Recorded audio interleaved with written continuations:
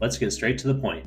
You live in an area where deer are everywhere, and you want to protect your garden, and especially your newly planted trees. There are many methods out there, but here's what worked for us.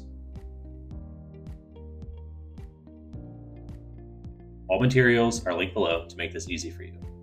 You will need deer net, fence posts, we went with 6 foot just to be safe, zip ties, any cutting tool that suits this type of work gloves, and lastly a fence post driver tool.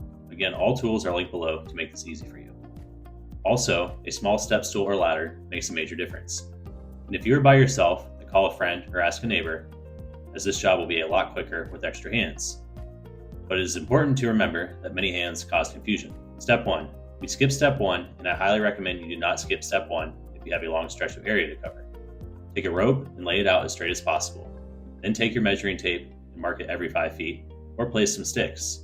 It will look far more aesthetically pleasing, and you will thank yourself later.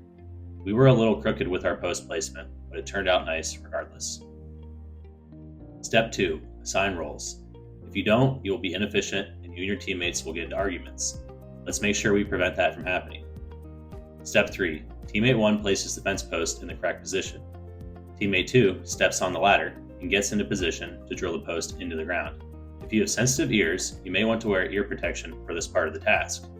Drive the post in till it's firm.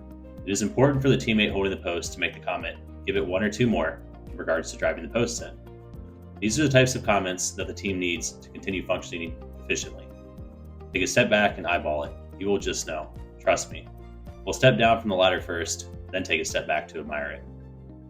Step 4. Continue on with inserting the posts the same length apart. Never forget to give each post a shake while saying, "That's not going anywhere," before you move on.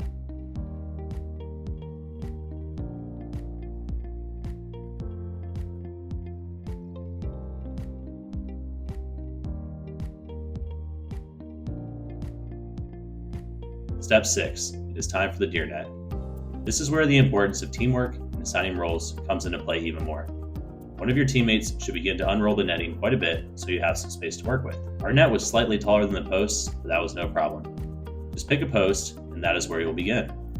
It is okay if you are a little confused when you get to this part. You are fine. You really cannot mess this job up. Step 7. Time to really get cooking.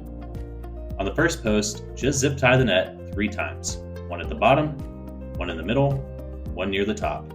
This is easy. On to the next post. Teammate number 3 will be holding the net in place to ensure no time is wasted. Step 8. This was the moment where the team came together and called an audible to be more efficient. If you look closely, I'm having a hard time feeding the zip tie through the middle of the net, around the post, fishing it back through the net to tie it off. Teammate number 3 thought of a great move and decided to walk around the other side of the net to help fish the zip tie back through the net. This made a major difference. Just like that, we were on to the next post.